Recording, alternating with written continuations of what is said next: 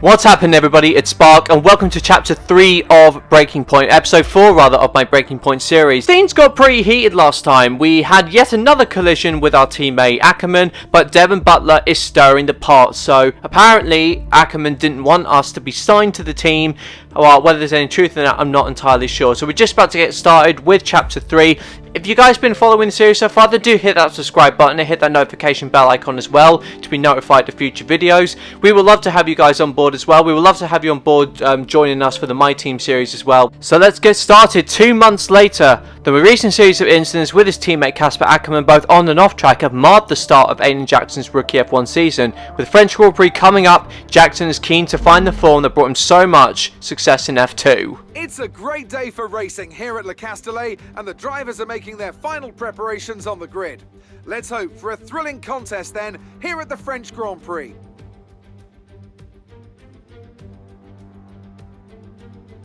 Six lefts and 9 rights give us a total of 15 corners here at the circuit Paul Ricard, and a lap covers an overall distance of 3.6 miles. Average speeds will be somewhere in the region of 142 miles per hour, and they'll be maxing out on the Mistral Straight at around 205 miles per hour. Here we are then at the circuit Paul Ricard in France, the 10th race of the 2020 Formula One season. And the standings are starting to take some kind of shape, Ant. Yeah, exactly. You've got your big three jostling for position at the top, so no surprises there. A little less predictable in the midfield, though you could make an argument for Racing Point underperforming somewhat. The two Racing Point drivers denying each other points, perhaps. Well, it's all to race for, and a lot of season left ahead of us. So let's see how it all pans out. With the race minutes away from starting, here's what today's grid rundown looks like. Lewis Hamilton lines up on pole position, and Max Verstappen lines up alongside. Looking down the rest of the grid, we have Bottas, Leclerc, Daniel Kvyat, and Ricciardo, Norris, Vettel, Sainz, and Pierre Gasly, Ocon, Ackerman, Devon Butler, and Albon, Giovinazzi, Grosjean, George Russell and Aiden Jackson, Magnussen and Nicholas Latifi. That's it then, it's time to go racing as we head to trackside for today's race. Okay, we've not quite had the start of the season we'd hoped for, but we've got a chance to make up some ground today. Try to keep your nose clean and show us what you've got. Good luck, Aiden. Okay, so we've got a full race start that we normally get in like career mode or My Team. So it tells us this is going to be quite a long episode, quite a long race rather. I'll try and cut it down to make sure it's watchable as well. So we've got down 4 lights, 5 lights, and they come on. It's lights out and away we go. We've got overtaken, everything engaged. It's not too bad of a start for us at the moment. We get the edge on the Haas in front of us there. I think that's Kevin Magnussen.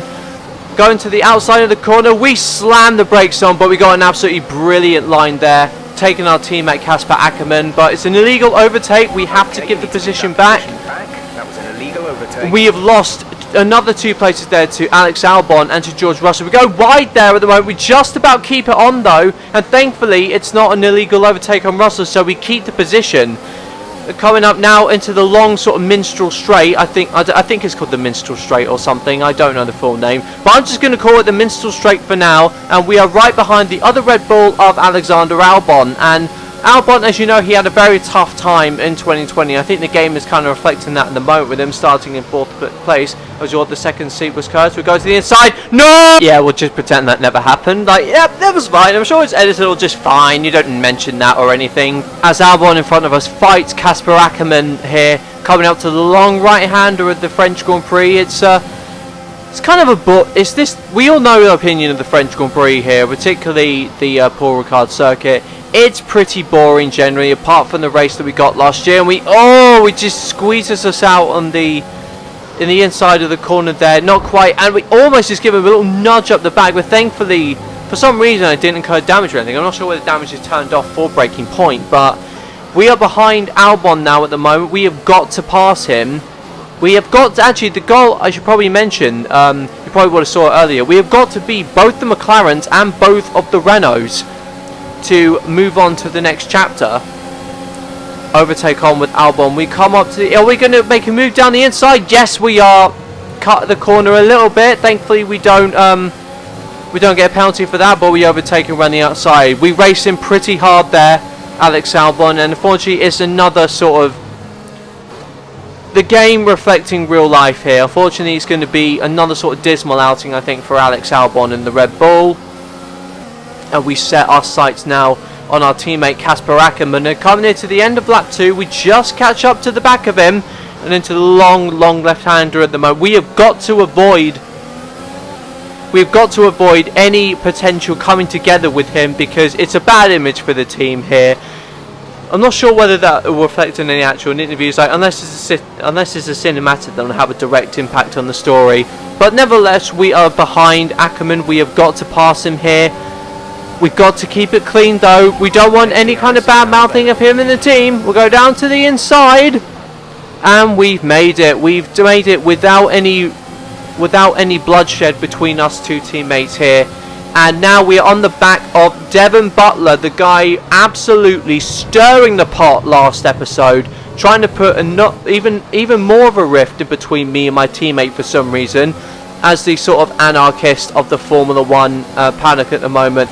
Butler in the Alfa Romeo. We come up to the DRS straight now, and this should be fairly easy pickings. We know how OP the DRS is on this track. And look at that, the move is done before you can say it's done, effectively. Go down to the left-hander there, and a little bit wide there for us. We just managed to keep the car on the road. Butler is passed. See you later, mate. Get done. Get turned on. You are history, my friend. It took us a few laps to catch up to the back of the pack. Now we're coming up to lap 6, right behind the AlphaTauri of Pierre Gasly. Now we all know that this was Gasly's almost demonic year that he had in AlphaTauri, where his pace and everything was just on another level. And if Albon's status in this game is anything to go by, with the game sort of reflecting real life, he's going to be very, very hard to pass once we get round to it. Mind you, it's coming near the halfway point of this race, so we are nearing a pit stop, I think. This is where the soft tyres will really start to go off, and now we will be moving on to, I believe, the mediums, which for a 20% race is kind of appropriate. We are on the back of Gasly now at the end of the lap. Taking care of them. No tyre issues. It's near our pit stop, Jeff. I don't know what you're drinking, mate. Not apart from stating the obvious, he does come up with the most useless advice. I'm not sure why we hired him in my team mode on foot, it seems. I suppose if any kind of... he's probably just there for the comic relief more than anything at the moment. There for the memes. Everything in the driver or in the team has got to be there for the memes at some point. We have done the stop, but unfortunately we have to wait until everybody else comes out. And we actually come out behind Danny Kvyat in the other AlphaTauri, so he was probably ahead of us, I don't know, because I don't think Gasly actually came in. And we've obviously stopped early. A bit of a sluggish getaway from us from the pit lane. I wasn't quite sure where the wheel spin was with this car. I think with the grip levels compared to what you have in like time trial, just aren't quite there. I mean, with the traction, I just had to play it safe just to make sure at least I don't spin it outside of the pit lane and don't do a Grosjean effectively. And then we have to probably the most pathetic flashback rewind you will ever see in a Codemasters Formula 1 game. Anyway, we've got the medium tyres on now. Danny Kvyat is ahead of us. We have got to pounce now to get ahead of him, because we still haven't passed any of the Renaults or the McLarens yet, which is bad for us if we want to achieve the goal of moving on to the next chapter, with plenty of drivers now coming out of the pit lane. And that's Albon in front of us, and he's nearly overcut us there. So I'm not quite sure how that worked, because normally with the undercut you get the newer tyres that can give you the speed. So either the overcut's just really powerful on this, or maybe that's just how 25% races work. You stick to an overcut while the tyre life is still good, and you've still got a decent amount of pace. We are on the back of Gasly now. This is coming up to lap 8. We still haven't get any closer to our goal. We need some demon overtakes right now if we're going to preserve our chances. We have DRS though with Pierre Gasly, and we're sticking the overtake on. It's going to be a late move for us coming up to the inside. A bit gingerly there. We almost brushed wheels with Gasly in the AlphaTauri, but we have just made the first move so far coming through this train of cars. Not too far to go now. I think we passed Casper Ackerman, pretty much left him for dead, and Aiden Jackson is almost on like a god tier pace for this French Grand Prix. It's very rare that you see drives like this, so you normally need a good car, an absolutely demonic drive, then this is normal conditions as well. So maybe the pace of Racing Point in this alternate series is just on another level, just like when we are now when we go past Danny Kvyat coming into the left-hander on the Minstrel Straight. And there we go, we have just dispensed of the AlphaTauris, the two cars in our way, in between us, the McLarens and the Renaults, the guys that we really need to pass, and we really need to stick at it. But the long left-hander, we have got Daniel Ricciardo now in front of us. Now Ricciardo is a hard driver to pass, very wily, always loves a late braking move overtake. We braked there at the moment, but now when we get a brilliant line down the outside of the left-hander there, which gives us the inside line for the right-hander, and we have now taken the first of our targets. Daniel Ricciardo has now been passed in the Renault. Top 10 now, keep it up. Thanks for that, Jeff. We know that we're in the top 10. Once again, panning the most useless advice known to man.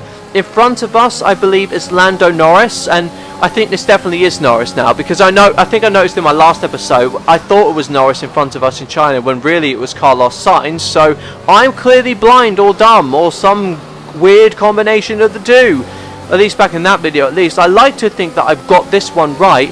So Lando Norris is in front of us, not too far away from us with the DRS now. He's going to have DRS in the car in front of him as well, which I believe is Charles Leclerc. Overtake on is in front of us as well. He's covers the inside. We've got no choice but to go we dummy him though. Go to the inside. He's on the outside there, so we leave him just enough room. And there we have it. We are past the McLaren.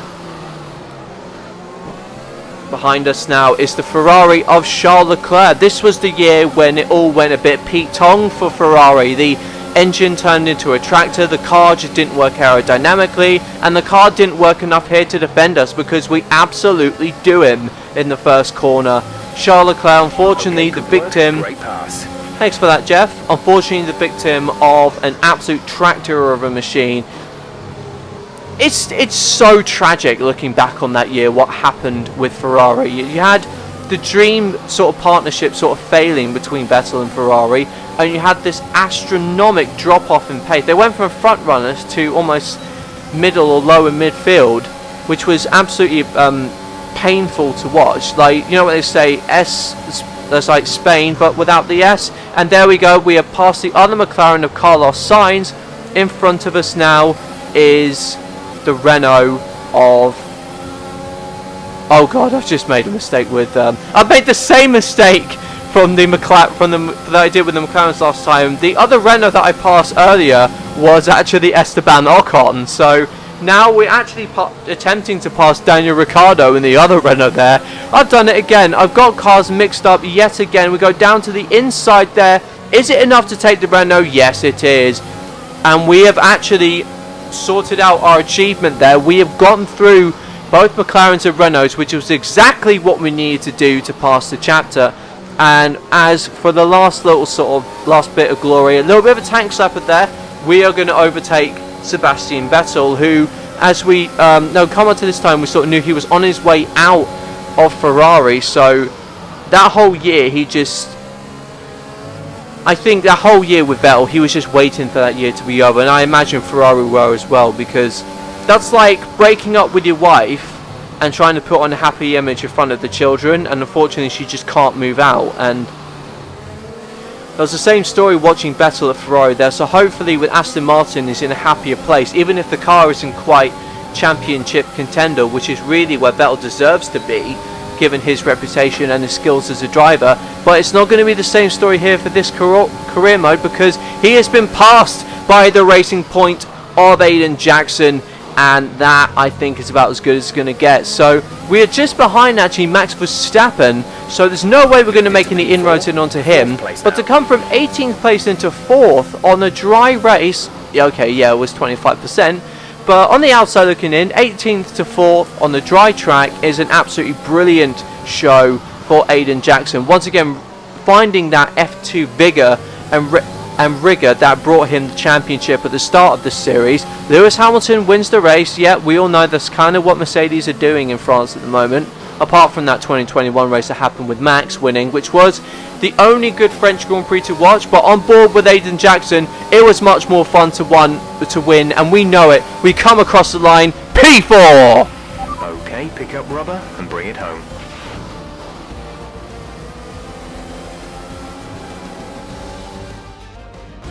Mercedes are on top form once again after an excellent race weekend. It's great to see them up on that podium once again.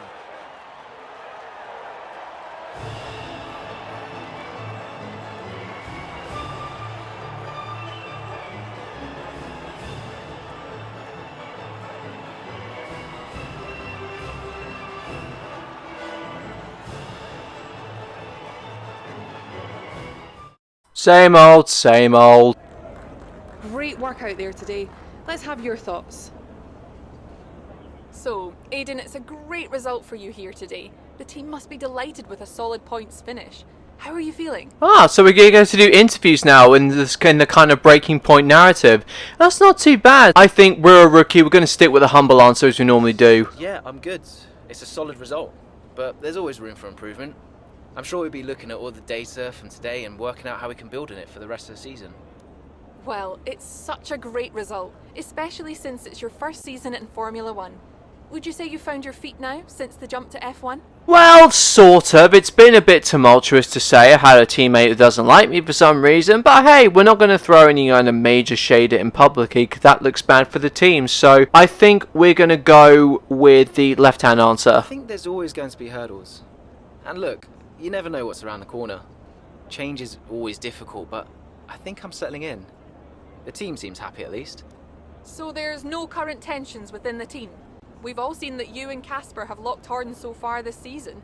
Is that something that's now behind you? Let's face it, we're not going to get a breaking point career mode if there isn't. But let's just keep this one safe for now, shall we? There's always going to be a settling in period. It doesn't matter who you're paired up with.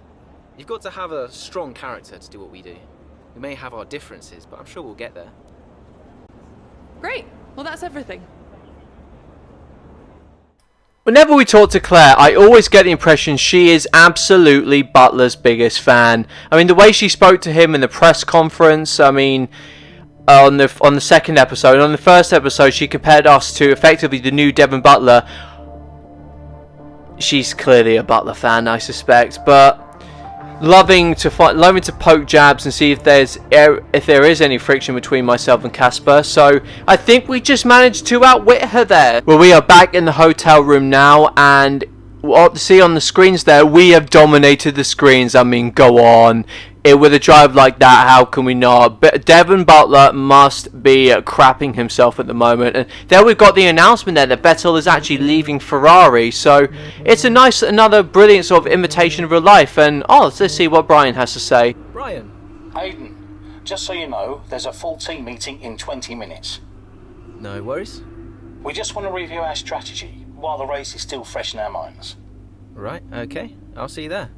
Listen, while you're on, I just wanted to say that was some solid driving out there today. I'm impressed. I appreciate it. Thanks, Brian. Put it this way, it's been noticed. Well done, kid. I'll see you in the meeting. I'll tell you what, I'm liking Brian. I think as a character, I think you can imagine someone, the way he talks, the way he carries himself, you can imagine someone like that is definitely within Formula 1. But let's see what Mum's saying right now. Hey, Ma. Hello, love. Just calling to say well done, as usual. You okay? Thanks, Mum. Yeah, I'm good. Real good. I think I delivered today. I thought so. And I think the neighbors probably did too. I couldn't stop shouting. Oh, not again. I'm so proud of you, Aiden. Hey, it's Silverstone soon. So does that mean you'll be home for a few days? Probably. I'll try and get over for a day or two, either side of race weekend. You know, Silverstone was always your dad's favorite track. I know. You're still coming to the race, right? Do you really think I'd miss out on the VIP treatment? Of course I'm coming. I just wish it wasn't on my own, you know? Yeah, I know, but I'll be there. And I can't wait to see you. Me too. Anyway, I won't keep you. I imagine you want to go and celebrate. Well done again. Love you. Love you too, Mum. Speak soon. Okay. Got a little bit more backstory there about what happened. So, for some reason, Aiden Jackson's dad isn't present in his life. So, I wasn't expecting that kind of little detail. I thought it would be something like, yeah, Mum, we're calling, us safe, and the rest of the family's proud of you. But I suppose the way Aiden kind of worshipped Casper and almost looks up to Brian in the storyline. So, maybe that's kind of Ark in a way, kind of looking for a father figure, but maybe overanalyzing it by maybe overthinking the plot somewhat. But it's a nice little nuance. I think you can they'll either reveal what's happening to his dad, or you can sort of make your own interpretation of it. But it's a nice sort of little detail that it shows that these aren't just like stock characters. Like, they're putting some time to carve in at least some form of backstory, at least some kind of exposition, so you get a real sense of who they are and what's going on in their lives. So plenty of racket being made about us on the post, and now with the emails. So we got one from Jeff, who we regularly slag off during the races in the commentary, and he's actually put some really kind words about us. I think for all the shit that we give him, I think we have to take a moment to appreciate how nice Jeff has actually been to us. And one with Brian as well. He seems to like our answers though, so I wonder whether that email is actually determined by what you say in the emails. Like, they have maybe as a system to give out different ones each time.